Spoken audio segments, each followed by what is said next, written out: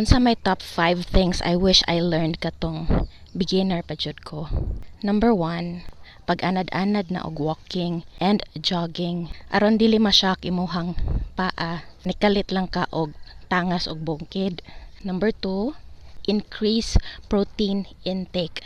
Protein helps in muscle building. And on the day of the hike, ayaw palabi og kaon kay para dili bugat imong lawas. Anyway, naman sad mo trail foods. Number 3, use proper gear and attire. Kalo, dry fit shirt, sports bra, imong leggings, arm sleeves, headwear sa hiking shoes or trekking shoes. I'm also using my day pack. Daghan siyang compartments. Di sa dali mo sud ang tubig ulan. My most favorite part, kay sa upper strap na siya whistle.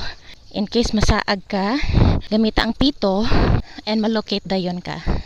Other stuff, aside sa trail food, kay tubig, insect repellent, first aid kit, jacket.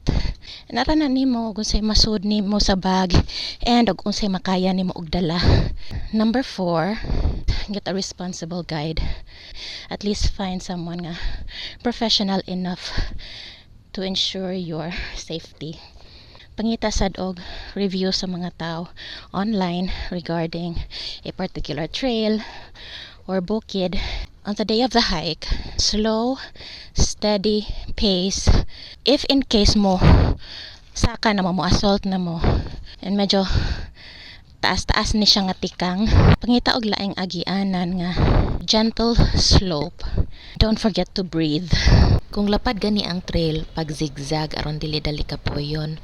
Although mas layo-layo ang imuhang nalakwan, at least mas less ang effort nga imuhang pag uphill o pang downhill. Pero kung gamay ra ang agianan, itakilid lang ang tiil, dayon pulihay lang each side. Make those side muscles work for you. Once maabot na ka sa patag, pwede na ka mo lakaw relatively faster. At least makasave mo og time. Kaya dito man jud mo madugay sa assault. So nignaog nimo, itakilid nimo imong tiil, so you have a wider base of support. And number 5, keep your eyes peeled. You'll never know if na ay bitin or if na nakaspangpang. Just be ready. But don't forget to enjoy. Pampagood vibes gining nature, so enjoy.